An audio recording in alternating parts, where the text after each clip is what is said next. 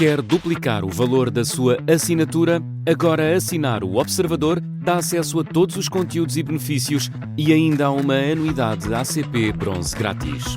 Terá vantagens que vão desde plano de saúde gratuito a descontos em combustível. Esta é uma assinatura que vale por duas. Assine hoje em observador.pt com 45% de desconto.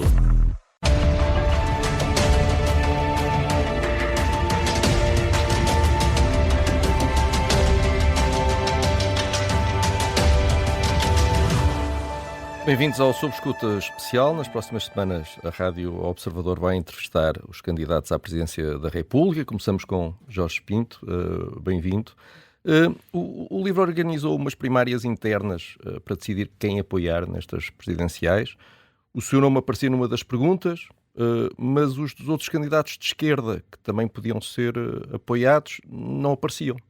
Quem os quisesse apoiar tinha de escrever o nome, ir lá mesmo escrever o nome. Além disso, ao convocar a votação, o grupo de contacto, que é a direção do LIVRE, disse que o partido devia declarar-lhe apoio a si. Não houve uma tentativa de influenciar a escolha da sua candidatura. Bom dia, obrigado pelo convite e obrigado por me deixar explicar um bocadinho aquilo que nós fazemos diferente. Na verdade, não foi uma eleição primária, foi uma consulta. Consulta é essa que nem sequer é estatutariamente obrigatória no LIVRE. Onde as primárias efetivamente são, nas outras eleições, nas presidenciais não são. Nós fizemos-lo há 5 e há 10 anos. Fizemos-lo para decidir que candidato é que o nosso partido ia apoiar. E decidimos, e eu próprio bati-me muito dentro precisamente do grupo de contacto do qual faço parte também, para que fizéssemos essa consulta internamente novamente. Havia aqui uma especificidade que não aconteceu há 5 e há 10 anos, que era haver alguém de dentro do partido, no caso eu próprio, que queria ser candidato. Poderíamos, pelos nossos estatutos, perfeitamente ter declarado o apoio ao nível da direção, ao nível da Assembleia, que é o órgão máximo entre os congressos, sem ter esta consulta. Mas preferimos ter essa consulta. E ainda bem, eu quis muito que essa consulta acontecesse. Gostaria que outros partidos também tivessem feito consultas semelhantes. E nessa consulta, efetivamente, eu julgo, mas posso estar enganado, mas julgo que os nomes dos outros candidatos estavam lá, podiam ser escolhidos, não tinham de ser escritos. Os candidatos do arco progressista, como nós o identificamos. Aquilo que acontecia de diferente, como não poderia deixar de ser, era que o candidato que era do partido, e houvesse mais, estariam lá, tivesse uma pergunta especificamente sobre si, se é... Concordamos que esta pessoa do nosso partido pode ou não ser apoiada. Mas porquê que o seu nome não estava ao mesmo nível dos outros? Ele estava ao mesmo ao nível dos outros. As pessoas é que podiam escolher. Acabou de dizer que não estava. Acabou de dizer que tinha uma pergunta só para si. Vamos lá por partes. O que estava em causa era se o partido devia ou não apoiar uma pessoa. Primeira pergunta. Muito bem. Se essa pessoa devia ou não ser alguém de dentro do partido. Com os candidatos que de dentro do partido se apresentaram. No caso, até agora, que eu saiba, sou o único. E aí sim, não concordando com isso, então, que outro partido do arco progressista poderia ser apoiado?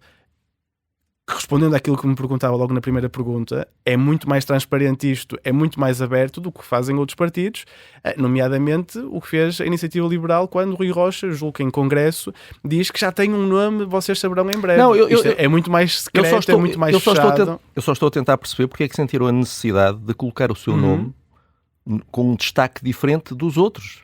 Quer dizer, se decidem fazer uma consulta, se querem efetivamente ouvir os votantes, então porquê é que não confiam neles e têm que colocar o seu nome na segunda pergunta destacado, e em vez de estar junto... Mas Miguel, diga-me lá como é que não confiamos em igualdade de circunstância. Diga-me lá como é que não confiamos se as pessoas podem, numa consulta interna, decidir apoiar um candidato a outro partido. A pergunta está lá, portanto, essa liberdade está lá. Mas há algum bom argumento para o seu nome não estar no mesmo nível que os outros? Eu já o disse, é que pela primeira vez... do partido. Exatamente, é que pela primeira vez na história do LIVRE, a terceira eleição presidencial em que insistimos enquanto partido, há uma pessoa de dentro do partido, no caso deputado, membro da direção nacional, que quer ser candidato a Presidente da República. É evidente que este cenário, não sendo colocado antes, nos obrigava a uma reflexão nova. E repito, essa reflexão poderia perfeitamente ter passado por não termos esta consulta. Poderia, claro. Os nossos estatutos não nos obrigam, mas nós quisermos. Poderia. Eu próprio insisti muito e também deixo de dizer que estou muito contente com os mais 2/3 de apoio que tive nessa resposta. Na verdade, outros candidatos gostariam muito de ter um apoio se formos olhar também para os votos de abstenção, não é? Foram contados também os votos de abstenção, não é? Há 45% das pessoas que não Sim, que não quiseram participar que não quiseram, na eleição. Que não quiseram o seu nome, não é? Não é fraco, não. Não me diga que concorda com aquela visão do Estado Novo, que quem não vota está a votar a favor, não é? Quem se abstém não é que não concorda com o meu nome, longe disso. Vocês é que enviaram os resultados, sim. Não é? E houve abstenções diferentes, números de abstenção diferente. Aliás, vocês contam as abstenções como votos. Vocês dizem abstenções, 277 votos, não é? Porque a pessoa escolheu, exatamente. Pronto, e portanto... Mas então isso, Miguel, se eu estava a dizer... Isso não é o que o Miguel estava a dizer, que é estar contra a minha candidatura. Longe disso. Mal seria alguém que se abstém... Não, estou a dizer que não o escolheram, não é? Sim, não o escolheram. Não é que não me escolheram, é preferiram não votar na eleição. Portanto, se confirmar os números de abstenção em todas as votações, verá que eles são mais ou menos coerentes. Portanto, aquela são pergunta pessoas... específica, não é? Aquela pergunta decidiram. São diferentes para cada pergunta, são diferentes. Vamos lá ver. Primeira pergunta, abstenção, 138 votos. Segunda, 277. Terceira, 259. São números diferentes. Aí está. Então, e o que é que perguntava a terceira pergunta? Eu só estou a dizer, a terceira, deve o LIVRE apoiar uma candidatura de outra área política. Então acho que está respondido. Porquê é que está respondido? Porque são pessoas que não achavam que não quiseram escolher, porque não queriam responder. Portanto, se não querem escolher ou a mim ou um outro candidato, são pessoas que não querem participar nesse processo legitimamente. Porque são abstenções, não são votos Claro, contra. com certeza que é legitimamente. A única coisa é no universo eleitoral da pergunta que lhe diz respeito a si, não é? Nesse universo eleitoral, nos resultados que foram enviados, quase metade das pessoas não o quiseram escolher. É só isso. Miguel, diga-me se não concorda com isto. Com isso. Estou muito confortável. Pode ter a certeza que estou muito confortável com mais 2/3 o que eu estava a desafiar a fazer era comparar com essa terceira pergunta. Porque repare, se me dissesse que na terceira pergunta houve muito menos abstenção, aí sim eu ficaria preocupado. Significaria que aqueles que não votaram na pergunta especificamente sobre mim votavam massivamente noutra pergunta que incluía outros candidatos. Não tendo acontecido, a minha conclusão, posso estar enganado, mas a minha conclusão é que são pessoas que efetivamente queriam dizer, ok, eu vi este processo eleitoral, agradeço que o partido me dê a possibilidade de votar,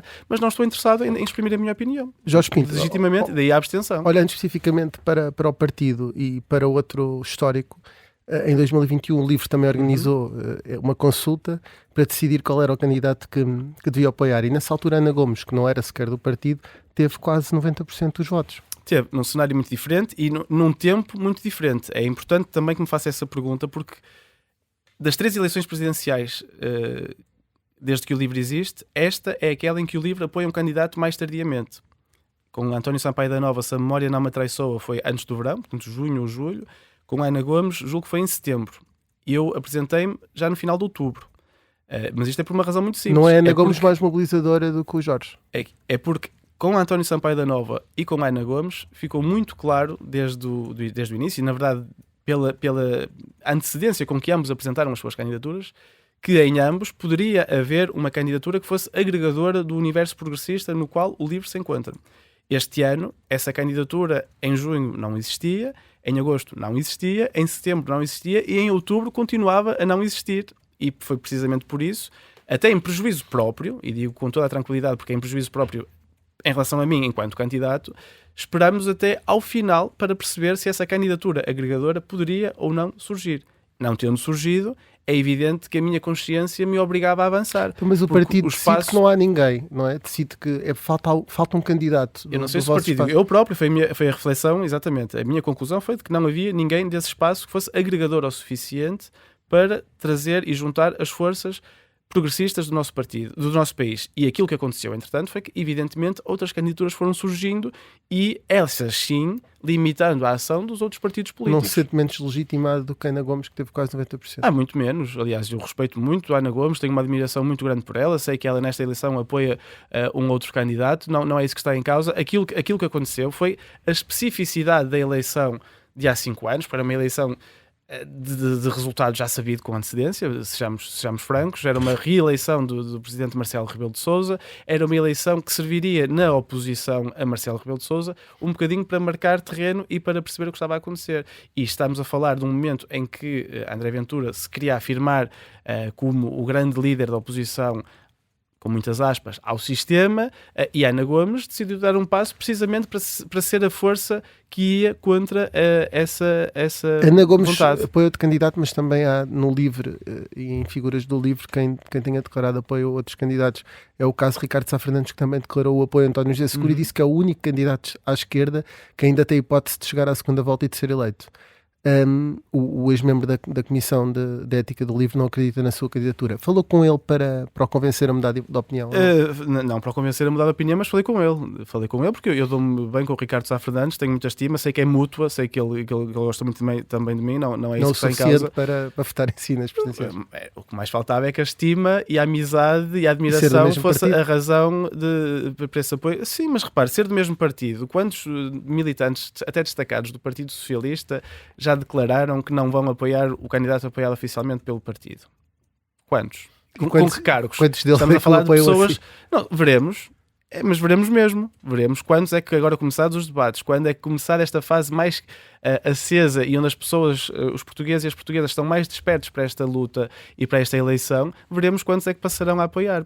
Oficialmente ou oficiosamente. Porque aquilo que eu digo, e digo com toda a clareza, é que o espaço, e até com a tranquilidade de ter sido militante do Partido Socialista há alguns anos, o espaço ideológico onde eu estou é o mesmo desde os meus 18 anos, quando me filiei no Partido Socialista. É este meio da esquerda progressista, que acredita no projeto europeu, que acredita na necessidade de uma transição ecológica. Eu estou no mesmo sítio. Que haja alguém, ou pessoas, ou o próprio partido, dentro do PS, que se tenha desviado daquilo que era historicamente o lugar que o partido ocupava, bem, a responsabilidade está do lado deles, não está do meu lado. E Ricardo Sá Fernandes desviou-se do lugar que tinha no livro? Ricardo Sá Fernandes está no livro, estou muito certo que é por convicção, estou certo que é porque acredita naquilo que nós representamos. Não passou a acreditar noutras coisas?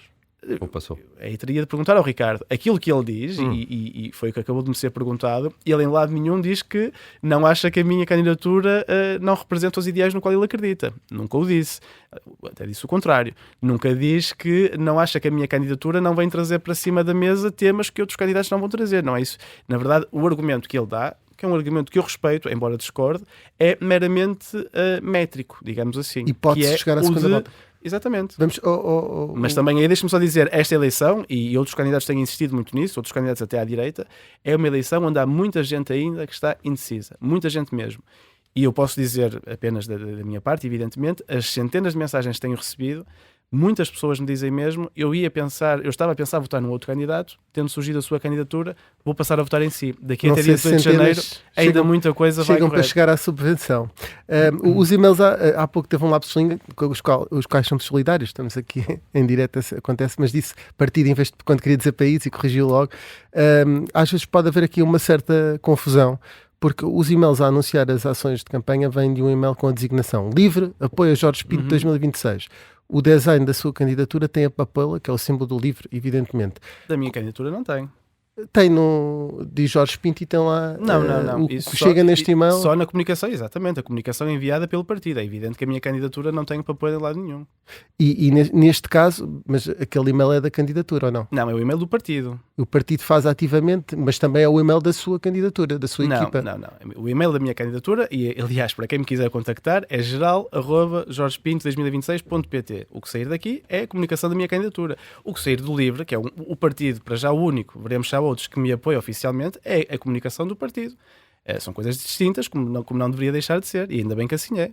Eu não tenho vergonha da papoila, gosto muito dela. Mas o que quero dizer, e para esclarecer... O seu e-mail da agenda da sua candidatura não vem daquele e-mail? Não, de todo. Aliás, os convites que nós temos recebido, não sei com quem é que vocês contactaram, por exemplo, Rádio Observador, é no e-mail da minha candidatura, não no e-mail do partido. Muito bem. É porque também nesse e-mail estão assessores do livro, que não sei se tiraram férias parlamentares para o apoiar ou em que situação. Eu felizmente tenho algumas centenas de voluntários a trabalhar comigo, ainda bem que assim é, porque senão ninguém faz uma campanha sozinho, nem não ninguém há esta confusão entre partido e a candidatura? Não há certamente mais confusão do que em qualquer outro candidato e qualquer outro partido. Que eu tenha muito orgulho de ter o partido ao meu lado, tenho. Mas também é importante esclarecer isso, que esse e-mail, essa comunicação, tudo isso vem evidentemente do partido que me apoia. Aquilo que é a minha comunicação própria, e verão nos outdoors que vão estar nas ruas nos próximos dias. Não é por vergonha, é precisamente porque a minha candidatura é uma candidatura individual, como são todas, e como a Constituição obriga a que seja. Jorge, quando lançou a candidatura, admitiu desistir a favor do candidato à esquerda não que assim, que estivesse mais bem posicionado. se houvesse esse entendimento também da parte dos outros candidatos, foi o que disse nessa altura. Agora já diz que não vai desistir em circunstância alguma. Afinal, há ou não uma circunstância onde possa haver esta possibilidade de desistência da candidatura presidencial para unir a esquerda? Não há, repare, e tentando esclarecer e matar esse assunto de uma vez por todas, aquilo que me foi perguntado, eu julgo 1 ou 2 dias depois de eu ter apresentado a minha candidatura, é aquele clássico que eu percebo, dá cliques, dá títulos, entristece-me um bocadinho que depois de uma entrevista de 45 minutos o cabeçalho da entrevista seja esse, mas eu percebo. Aquilo que eu disse nessa altura, repito, 1 ou 2 dias depois de ter apresentado a candidatura é, evidentemente, se acabo de me lançar neste desafio, não me passa sequer pela cabeça pensar em desistir. Mas, como pessoa responsável que sou, como alguém que acredita na necessidade de convergência de forças, como eu acredito, é evidente que podemos ter em cima da mesa um cenário em que há convergência de forças, desde que, e este é o desde que parece ter sido esquecido, haja condições respeitadas. Mas isso ainda está em cima da mesa. Isso ainda está em cima da mesa. Não está, e não é e por isso a minha clareza de dizer que a minha eleição vai, eu espero que não até 18 de janeiro, espero que 18 de janeiro mais 2 semanas. Não está em cima da mesa por uma razão muito simples, porque as condições que eu coloquei, desde logo, uma muito fácil de dar resposta, que é que uma eventual convergência fosse mútua, portanto, que se da mesma maneira que eu me oferecia para essa convergência, do outro lado, os outros candidatos também se oferecessem, não foi respondida. Não foi respondida por nenhum candidato e, pior, no caso de António José Seguro, foi até deturpado aquilo que eu disse, o que me surpreende, porque para alguém que se tenha apresentado como tão afastado da vida política ativa, tenha, no fundo, guardado os piores hábitos da vida política ativa, que é deturpar aquilo que é dito, quando achava que eu estava a referir-me exclusivamente a ele, quando evidentemente não era. Tentou falar com os outros candidatos à esquerda diretamente?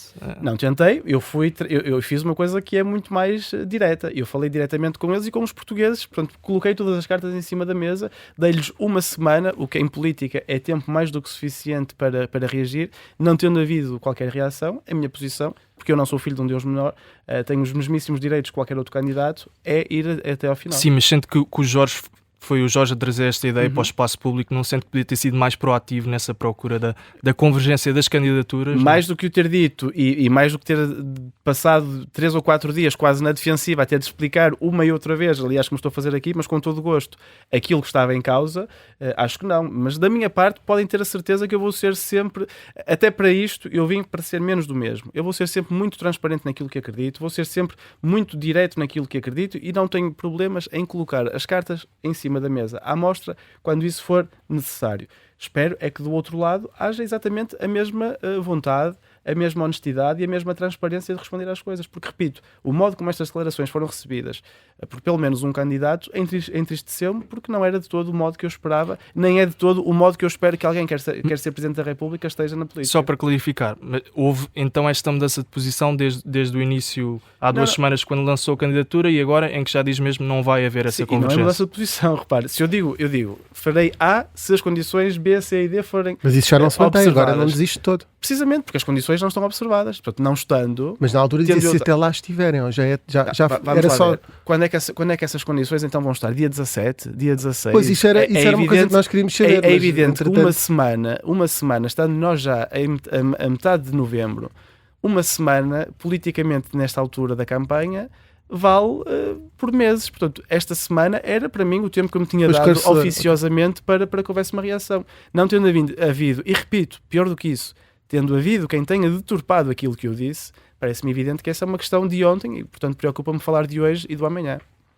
Deixe-me só pedir desculpa aqui ao Miguel para avançar com esse tema, mas queria que confirmasse, não sei se também dá para ver ali na câmara, que de facto o seu e-mail que vem como pressa@Jorge Pinto não só tem a papel, então se foi... como tem a sua agenda como candidato, como no fim aparece então está-me a dar novidade, mas... ou seja, há aqui uma grande confusão. Não isso pode... Enfim. Repare, aquilo que pode ter acontecido aí, terei de esclarecer, é que tínhamos usado o e-mail da base de dados dos nossos membros e apoiantes para divulgar a informação. Se até a sua campanha está confusa, já viu? Não está nada, acha que está. Acho que está, confundiu, não é? Está muito. Ora é essa. Os vistos confundiram-se. Quem me dera a mim que a confusão da minha campanha fosse ter a papoila ou não ter. Repare, quem me dera a mim que as confusões das outras candidaturas fosse ter mas percebe, por exemplo, se os parlamentares do LIVRE estiverem a trabalhar para a sua candidatura, que isso vai contra aquilo que é o princípio da própria Assembleia da República. Eles têm que tirar férias. Eu não estou a dizer que não o estão a fazer, mas que isso é necessário. Repare, é evidente que quem está a trabalhar com o partido, seja no próprio partido, seja assessores, seja à escala local,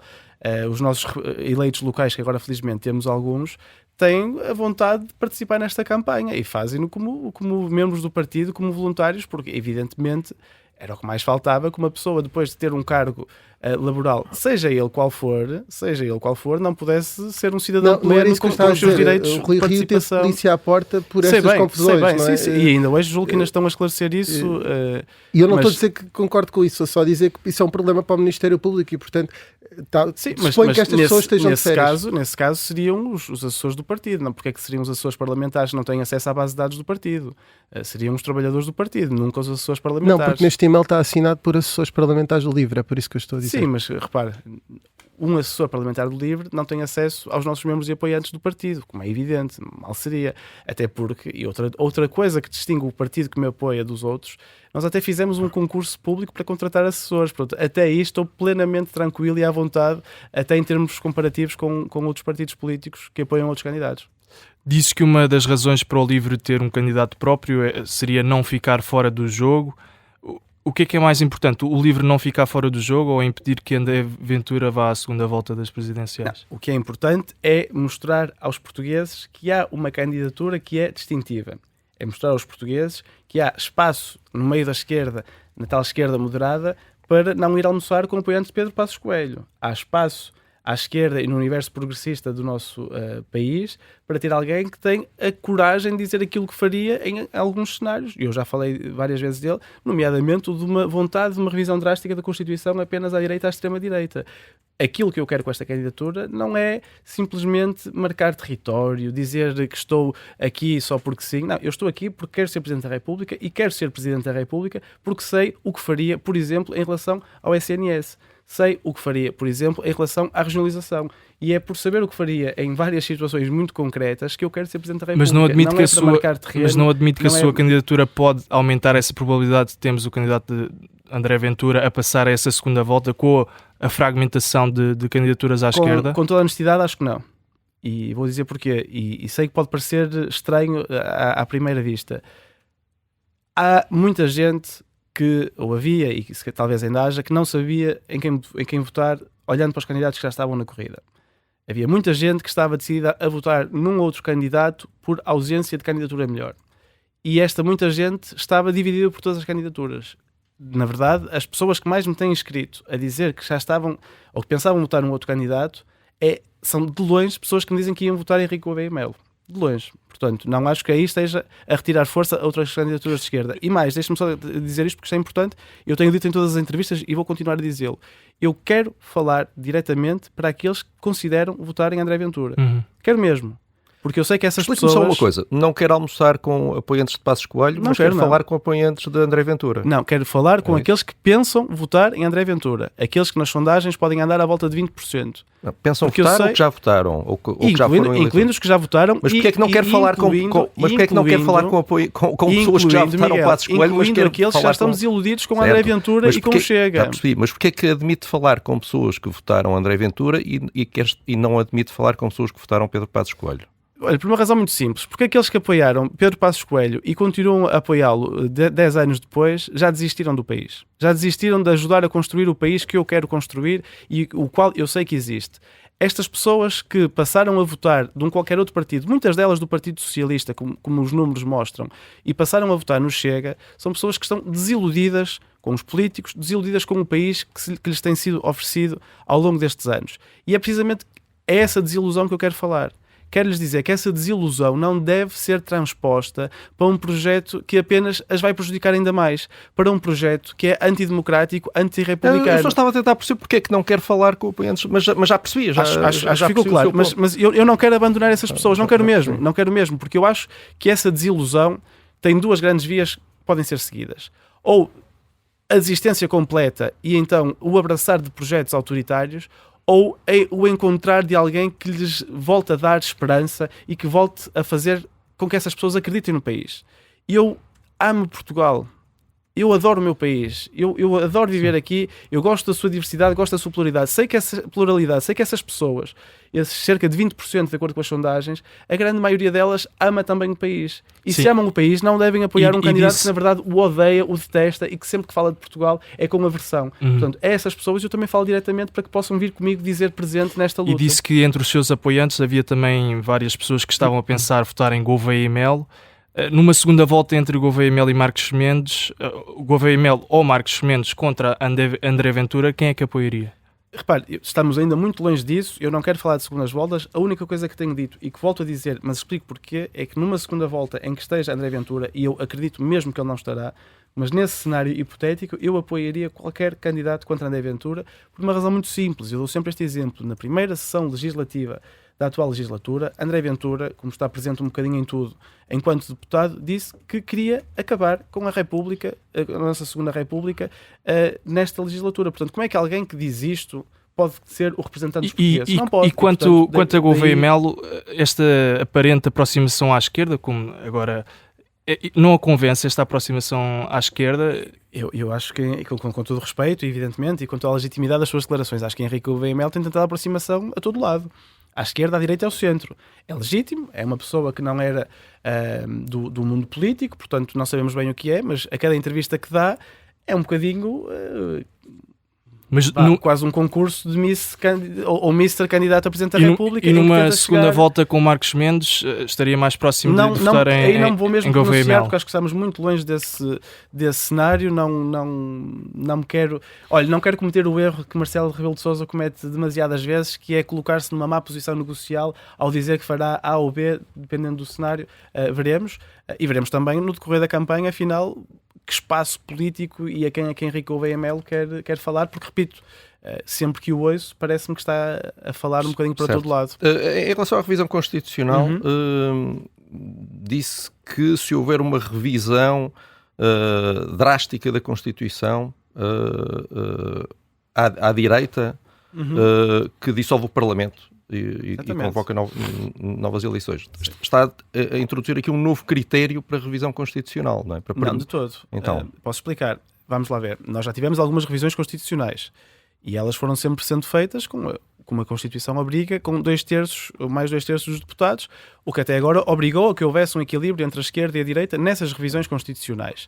O que agora poderá estar em cima da mesa, e espero que não haja sequer essa tentação, e também por isso eu digo já, com toda esta clareza, o que farei, que é essa dissolução da Assembleia da República, é duas coisas que são muito, muito distintas e importantes. A primeira, o facto de termos a possibilidade de, pela primeira vez, ter uma revisão constitucional apenas a um lado do espectro político. Portanto, se eu digo isto para a direita e a extrema-direita, diria o mesmo se essa possibilidade estivesse à esquerda. Mas a Constituição não impede isso. O que não está. Não impede. Mas a Constituição... repare, Miguel, a Constituição tem um artigo, o artigo 288, que são os limites materiais da própria revisão constitucional. Nós, quando aqui há uns anos, e depois o processo caiu por causa das eleições antecipadas, aqui há uns anos estávamos a discutir uma revisão constitucional, houve quem, já representado no Parlamento, propusesse a própria remoção deste artigo. Portanto, isto para mim é uma revisão drástica da Constituição. Mas é possível mexer nesse artigo. Uma revisão drástica da Constituição é querer alterar o nosso regime semipresidencialista. Mas é possível mexer nesse artigo? É possível, da mesma maneira que é possível um Presidente da República dizer que se houver essa tentação, sem que isso tenha passado pelo crivo dos portugueses em eleições legislativas, eu dissolvo a Assembleia da República. Mas não corre igualmente... Mas não corre o risco de transformar essas eleições que se seguirão numa espécie de referendo à revisão constitucional? Que assim seja, Miguel, é precisamente isso. Acho que uma revisão constitucional é importante o suficiente, sobretudo se ela for drástica nestes aspectos que dizem respeito às liberdades, direitos e garantias, à proteção dos trabalhadores do meio ambiente, à defesa do SNS, no fundo, às coisas que estão na atual Constituição. É evidente que se lhe quer chamar um referendo, olha, muito bem.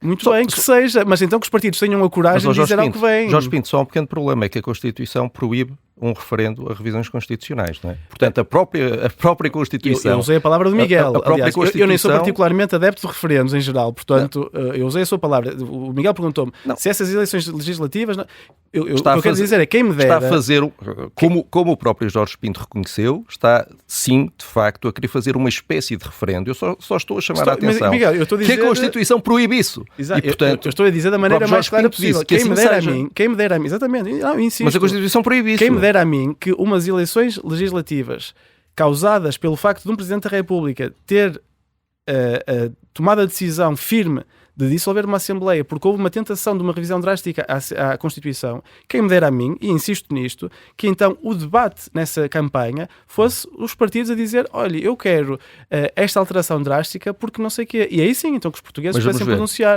Portanto, a Constituição não impede alterações aos limites materiais, mas o Jorge Pinto faz... Como é que não impede? Não impede. É possível mudar o Diga-me artigo... lá. Bom, não tem que lhe dizer, já foi feito em 1989, sim, mas foram retirados 3 limites materiais da Constituição. E estão lá vários, portanto, aquilo que está em causa... Estão lá vários, claro, com certeza. Eu só estou a dizer que é possível... Não, mas o que está em causa, Miguel, mudar... eu acho que há bocado foi claro. Há quem queira eliminar esse artigo. Há quem queira eliminar os limites materiais da própria revisão. Certo. É isto que está em cima da mesa. Jorge Pinto, mas não é por se eliminar os artigos, o artigo, o 288, que os princípios que lá estão desaparecem da Constituição. Eles continuam a estar na Constituição. Eu também não é por retirar da lei que não posso matar que as pessoas não vão passar a matar, é evidente. Não percebi, mas não interessa. Mas o meu ponto é, o Jorge Pinto está a introduzir novos critérios restritivos para a revisão constitucional que não se encontram na Constituição e depois, apesar da Constituição proibir um referendo a revisões constitucionais, o Jorge Pinto, Presidente da República, quer forçar uma espécie de um referendo, já que a Constituição o proíbe, quer forçar uma campanha eleitoral que seja à volta de propostas de revisão constitucional. E não me coloco palavras na boca e deixe-me então ser claro. Então, aquilo que eu digo é, os portugueses foram ou não foram consultados e desafiados na anterior eleição legislativa relativamente a eventuais alterações constitucionais. Não foram. Aliás, o único partido, e eu próprio falei disso em entrevistas, que falou desse risco foi o LIVRE, e fui eu próprio em várias entrevistas onde disse, olhem lá que se calhar vamos ter mais 2/3 dos deputados de direita e extrema-direita. Houve quem, líderes de outros partidos à direita, ironizassem até com isso. Tendo-se verificado esse cenário, que na verdade saberão tão bem como eu, nas sondagens não era propriamente o mais provável, termos mais 2/3 direita e extrema-direita, tendo-se confirmado esse cenário, logo nos vieram dizer, não, mas não nos passa pela cabeça essa revisão. Daqui a 1 ano, daqui a 2, veremos o que lá está. Então, aquilo que eu digo, e para que fique claro, digo mesmo com toda a clareza, é que se agora, no momento em que os portugueses não foram tidos nem achados sobre isso, em que quando alertados para esse risco, foi até ironizado em relação a essa possibilidade, se agora houver essa tentação, e houver essa tentação drástica em coisas claras como aquelas que eu acabei de dizer, aquilo que eu farei é dissolver a Assembleia da República precisamente porque os portugueses não foram tidos nem achados. O argumento jurídico da interpretação da Constituição. Sabe que o Presidente da República pode dissolver a Assembleia da República consultados os partidos do Conselho de Estado. Porque acordou de manhã e pensou isso. Não, ele normalmente tem que argumentar. Não, sim, quero um argumento tem algum mais paralelismo que o outro tenha acontecido assim? O paralelismo, eu não sei se há paralelismo ou não. Em Portugal não há certamente, porque nunca houve esta possibilidade sequer. Portanto, nunca houve sequer esta possibilidade. Aquilo que eu digo, e gostaria muito que outros candidatos tivessem a mesma clareza e firmeza que eu tenho nisto, é que se houver uma tentação de uma revisão constitucional apenas a um lado do espectro político, e repito, eu faria o mesmo se fosse à esquerda, mas não é isso que está em cima da mesa. Se ficar sem que os portugueses tenham 66% do Parlamento nos próximos 30 anos, não há revisões constitucionais. Por que não? Têm que ser moderados nessas revisões, desde que não alterem drasticamente. Têm de ser claros na sua vontade de a fazer. E, evidentemente, uma coisa é nós mudarmos a Constituição para que Portugal passe, por exemplo, a estar dentro do Tribunal Penal Internacional. Isso é uma coisa. Outra coisa é mudar ou retirar os limites materiais da Constituição. Certo. Outra coisa é alterar o regime semipresidencialista que temos. Parece-me que são coisas bastante diferentes. Mas se nessas eleições, por exemplo, depois de dissolver a Assembleia, ganhasse a mesma maioria e o que é que ia fazer? Vamos lá ver. Aí já estava referendado, então o que não ia acontecer, repara, os portugueses gostam muito de ponderação. Isso não sabemos. Não, os portugueses gostam muito de ponderação. E não é por acaso que eu tenho dito que quero ser um contrapeso democrático, porque acho que é mau nós colocarmos os ovos todos no mesmo cesto. Já vamos avançar. É porque já explicou todo o seu argumento. Sim, expliquei. Eu só não queria que ficasse palavras na minha boca que não foram as que eu disse e que não é sequer o que eu penso, mas acho que fui claro em relação a isto. O Miguel não estava a dizer que defendeu um referendo, estava a dizer que acabava por ser uma espécie de referendo. na mesma. Uma vez que essa era a motivação. Aí estou muito de acordo com isso. Se fosse, mas vai contra o espírito da Constituição. Vamos avançar. Não é? O espírito e a letra. Não, que é proibir referentes a revisões constitucionais. Claro, vamos discordar, até porque acredito mesmo que eu não sou propriamente adepto de referentes, portanto vamos só avançar para uma questão que está na ordem do dia, que é o pacote laboral. O que é que faria se ele ficasse exatamente como está agora? Mandava para o Constitucional, recorria ao veto político? Repare, eu li a proposta toda, li-a do início ao fim. Deu-se o caso, pensei que ia ser Nós também. A apresentá-la, e o que está ali, estamos a falar de mais de 100, é importante que as pessoas tenham um bocado de noção do que está em causa. Estamos a falar de mais de 100 propostas de alteração à lei laboral, em que todas servem para enfraquecer os direitos dos trabalhadores. Todas elas. Dos trabalhadores e das suas famílias. Repare, coisas como a obrigação de alargar horários que são fora dos horários normais de trabalho a pais e mães com filhos menores de 12 anos, algo que hoje em dia estão protegidos, está lá nessa proposta. Mas perguntava o que é que faria. O que faria, muito claramente, mas depois gostaria de falar também um bocadinho sobre o que está em causa. O que faria era enviar para o Tribunal Constitucional, ponto número 1, mas segundo ponto, e veremos, porque também é preciso que as pessoas saibam que a proposta ainda não chegou ao Parlamento, não é? Ainda estamos numa fase inicial, mas se ela me chegasse tal como ela está agora, o veto político era uma garantia. E se o Tribunal Constitucional não encontrasse inconstitucionalidades, vetava o veto a seguir. político, exatamente. E depois se a Assembleia existisse, não tinha nada a fazer. Veríamos, mas explico também porquê, porque acho que é importante... Não podia fazer nada. Claro, mas explico porque é que seria um veto político, porque também não acho que um Presidente da República deva abusar de vetos políticos ou deva antecipá-los em relação a textos que ainda não conhece. Neste caso, eu conheço o texto, evidentemente ele não chegará ao Presidente da República tal como ele está, porque se ainda vai à Assembleia da República terá alterações. Aquilo que eu digo é, se ele me chegasse como está, teria um veto político, porque é uma proposta, ou são um conjunto de propostas que apenas servem já deu um para exemplo, trazer já mais disse que precariedade. todas vão contra aquilo que enfraquece os direitos laborais, é a sua opinião. Não dá para estarmos aqui a falar de todas elas. Ia só avançar para a lei da nacionalidade. O que é que faria relativamente a ela? Repare, já sabemos o que vai acontecer, não é? Ao que parece, foi anunciado ontem ou anteontem, há 2 dias, a intenção do Partido Socialista. Parece-me que o próprio... Só para quem nos está a ouvir, o Partido Socialista, os deputados, ou um grupo de deputados, vai pedir uma apreciação preventiva... Aos quais eventualmente se juntarão deputados de outros partidos também. Claro, sim, mas portanto, o Tribunal Constitucional, a pedido de deputados, vai pronunciar-se sobre a inconstitucionalidade. Exatamente. Só para quem não está... Exato, agradeço, Miguel. E o que está em causa, parece-me que o próprio Governo duvida da constitucionalidade daquilo que apresenta. Não é por acaso que separou a proposta em 2. E aquela que é, de acordo com os constitucionalistas que foram consultados, a que mais dúvidas levanta, nomeadamente a da perda acessória da nacionalidade em caso de determinados crimes, foi separada. Então, se o próprio Governo separa, é porque tem, no mínimo, bastantes dúvidas em relação à mesma. Aquilo que eu faria era, evidentemente, esperar pelo Tribunal Constitucional, que aliás já se pronunciou numa versão anterior. Não faria aquilo que fez Marcelo Rebelo de Sousa, que, já houve alterações, então, da minha parte mesmo está que não tudo seja bem. inconstitucional, vetava politicamente também.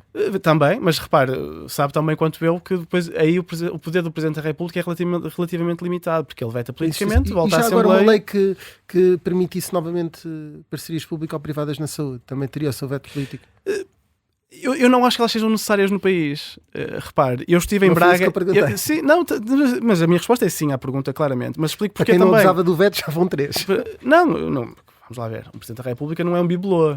tem de ter também alguma presença e alguma clareza em relação àquilo que o move. Mas admite promulgar leis com as quais não concorda, ou não? Evidentemente. Só para Miguel, repare, eu quando digo que sou progressista, quando digo que sou de esquerda, não me impede de dizer que serei o Presidente que representa o país na sua unidade, porque é isso que o Presidente da República representa. Se a Assembleia da República é a pluralidade do país, um Presidente tem de ser a sua unidade. Isso não implica... Não implica candidatos, por exemplo, não diziam que não dariam posse a André Ventura como Primeiro-Ministro, era o seu caso? Acho que é um erro dizê-lo dessa forma tão cabal. E também explico porquê. Eu, quando... for Presidente da República, quando tiver de jurar, faça um juramento de defender, cumprir e fazer cumprir a Constituição. Isso implica dar posse a André Ventura como Primeiro-Ministro, se ele tiver condições políticas para isso? Não, na verdade, o único cenário que eu posso pensar à partida, que é um cenário completamente irrealista, é de uma maioria absoluta do seu partido.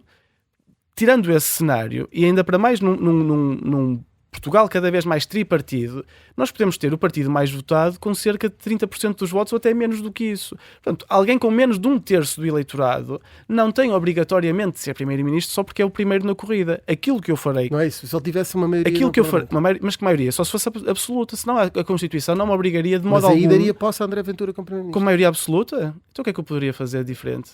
Não é? Mas isso não vai acontecer, não vai mesmo. Certo, não vai mesmo. não.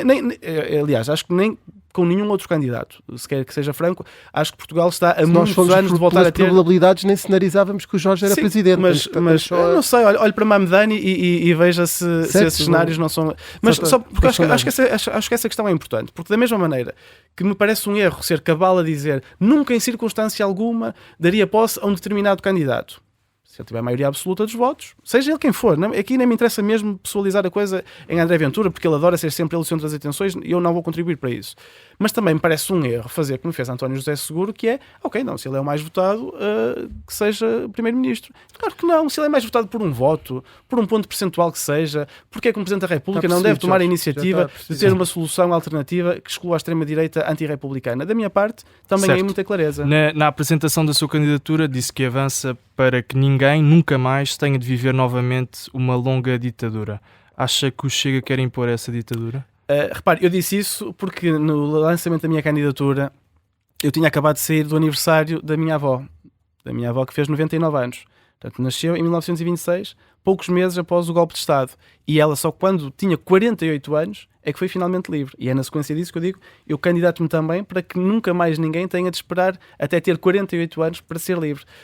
Parece-me que alguém que diz que quer acabar com a República, alguém que fala com tanta paixão pelo Portugal diante da nossa democracia, é evidentemente alguém que está a colocar em risco os princípios basilares daquilo que nós conseguimos construir. E quando digo nós, portugueses e portuguesas, porque quem construiu a nossa República, quem construiu a nossa democracia, não foram apenas os partidos políticos. Não foram mesmo. Foram as pessoas no seu dia-a-dia, foram os professores, foram os bombeiros, foram os empregados de limpeza, foram essas pessoas que fizeram que o país que nós temos hoje, um país que eu amo e do qual tenho muito orgulho, seja aquilo que é. Que tem problemas, evidentemente, os problemas existem sempre. Agora, eu falo com paixão do meu país porque eu amo o meu país. Outras pessoas que falam com esse ódio, com essa aversão, com esse espírito até antirrepublicano, é evidente que são um perigo para o regime, são um perigo para aquilo que é o nosso dia-a-dia e até para esta ideia muito importante, que é muitas vezes esquecida quando falamos de república, de fraternidade. Porque aquilo que a extrema-direita está a tentar fazer é acabar com esse espírito de fraternidade no sentido em que todos pertencemos à comunidade e que todos temos um papel a desempenhar na comunidade. Jorge Pinto, defendeu enfim, a criação de um novo órgão de consulta, de deliberação, as Assembleias Cidadãs.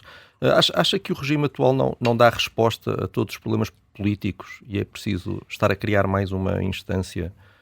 Não é uma instância.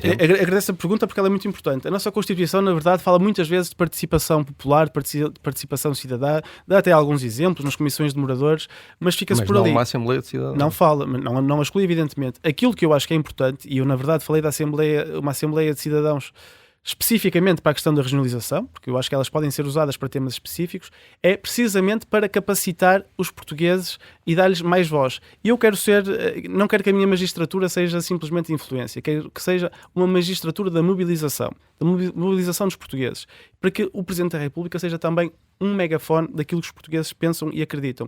E acredito, até olhando para o estrangeiro, deixa-me dar o exemplo de França, porque aconteceu há poucos anos.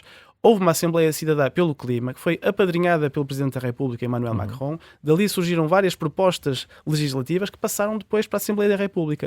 Parece-me ser uma maneira muito boa de fazer política. Parece-lhe. Não ultrapassa o poder legislativo, nem a democracia representativa, na qual eu acredito e defendo. Não dá mais poderes ao Presidente da República do que aqueles que a nossa Constituição consagra, e bem também, na minha opinião, mas faz uma coisa muito importante. Mobiliza as pessoas, trá-las para o centro do debate e dá-lhes a capacidade de influenciar esse debate. A minha pergunta do parece-lhe não era teórica, tinha a ver com a prática, porque na realidade esse exemplo que dá da Assembleia Cidadã Francesa a propósito do clima acabou muito mal. Acabou com o Presidente Macron a dizer que a Assembleia estava a propor um modelo amish de desenvolvimento, ou seja, antimoderno. Os elementos da Assembleia Cidadã disseram que ficaram decepcionados e que o Quem Presidente... disse isso não foi a Assembleia, atenção, foram algumas pessoas da Assembleia do Foram, Parlamento francês. É o que eu não estou a dizer, Exatamente. exato. Algumas. Os elementos, exato. Várias disseram que o Presidente sabotou as propostas deles e, na realidade, depois o que saiu dali, na verdade, foi muito pouco, cerca de 10%, menos de 10%. E as menos ambiciosas até, também é importante referir isso. E, na verdade, até houve uma segunda Assembleia Cidadã em França, esta sobre a eutanásia, recente, que também acabou muito mal, também com vários membros das Assembleias a dizerem que depois tinham sido boicotados pelo poder político. Quer repetir um modelo que correu mal? Não, de todo. Deixa-me dizer, Está Miguel, a dar um que exemplo, eu, por exemplo, que correu muito mal. Não estou, não. Lhe posso dar os exemplos irlandeses, que correram muito bem. Não, mas já os franceses. Acabou de me dar os exemplos franceses. Eu estou a dizer que correram mal. Eu não acho que a Assembleia, pelo clima, que até acompanhei bastante próximo, e li as propostas todas, foram mais de 100 também, se não estou em erro, e efetivamente apenas uma parte delas passou depois para a iniciativa legislativa, mas sobre a eutanásia, deixe-me ser claro, eu não acho que questões de direitos fundamentais devam passar por este tipo de discussão. Aquilo que eu digo, e não é por acaso que usei o exemplo da regionalização, é que é uma discussão que deve ser tida com o país. Eu lembro-me bem do que foi o referendo de 98, lembro-me bem das razões pelas quais falhou, desde logo porque o próprio traçado das diferentes regiões não correspondia àquilo que os próprios portugueses acreditavam. Portanto, porquê é que não temos uma Assembleia Cidadã onde discutimos desde logo que regiões é que podem ser então as regiões administrativas? Eu acho que a nomenclatura europeia, tal como a temos agora, pode ser um bom ponto de partida e se calhar até de chegada, mas quero ouvir os portugueses. Porquê é que não os ouvimos? Vamos chegar ao fim, temos 4 minutos, já percebemos que a regionalização é um dos temas que... Sim, mas as Assembleias Cidadãs, eu acho que é uma ferramenta, só para terminar, acho que é mesmo uma ferramenta constitucional que permite que o Presidente da República faça aquilo que pode fazer, que é ouvir os portugueses, mas ouvi-los a sério e dando-lhes a capacidade de influenciar também os debates. Disse que um Presidente da República tem de ter uma posição clara no que diz respeito à defesa do direito internacional, seja quem for o opressor, seja Nicolás Maduro, seja Benjamin Netanyahu. Se for eleito, que relação é que vai ter com a Venezuela, onde há uma enorme comunidade portuguesa? Admite fazer uma visita de Estado ao país? É evidente que admito. Repare, o Presidente da República tem obrigações de representação, tem obrigações de ser a cara do país também no estrangeiro. Mas aquilo que eu digo, e ainda bem que me cita, porque é exatamente aquilo que eu acredito, é que não há um bom e um mau opressor. Não há um bom e um mau oprimido. Receberia qualquer um dos dois em lei? Eventualmente sim, repare, está-me a colocar um cenário muito hipotético, mas eventualmente sim, não, até é porque às vezes, claro que não é, no caso da Venezuela, muito menos do que Vladimir Putin, porque se viesse aqui teria, de acordo com as nossas obrigações internacionais, de ser detido. Portanto, seria um cenário muito, muito diferente. Aquilo que eu digo, e é importante ser também claro nisto, é que um Presidente da República tem obrigações de diplomacia também, mas essas obrigações de diplomacia não o impedem de, nos fóruns internacionais em que participa, nas relações com o próprio Governo e a Assembleia da República, de ser claro naquilo que acha que deve ser a posição portuguesa em relação à esfera internacional. Mas os presidentes também fazem escolhas, não é? Escolhem, por exemplo, um dos principais pontos de expectativa quando é eleito o novo presidente é onde é que vai ser a primeira viagem. Vai ser a Espanha, tradicionalmente, vai ser ao Brasil. Admite na sua presidência... Não iria na minha primeira visita à Venezuela. Não, certo, não. O ponto é, admite ao longo da sua presidência, se chegasse a Presidente da República, ir a Israel?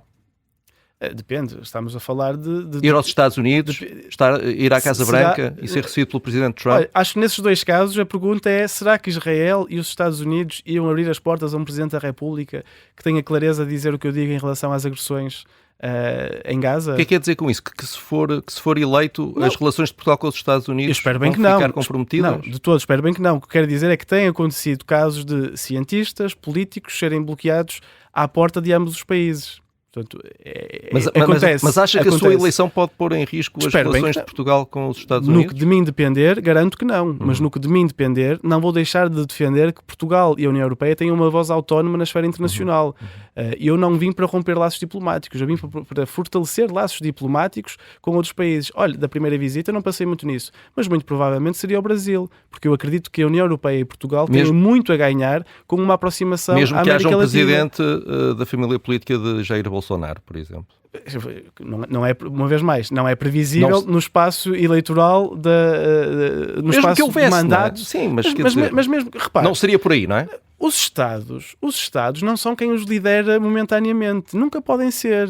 As pessoas que vivem nesses países não são nunca ou deixam de ser o que são pelos líderes que têm. É por isso, em relação à Venezuela, que evidentemente que se eu pudesse lá ir e ajudar de alguma maneira ou estar próximo da comunidade portuguesa da Venezuela, evidentemente que ia, certo. independente, portanto. Entendido.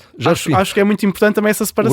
Obrigado por ter eu. vindo à Rádio Observador e nós voltamos em breve com mais entrevistas a candidatos presidenciais.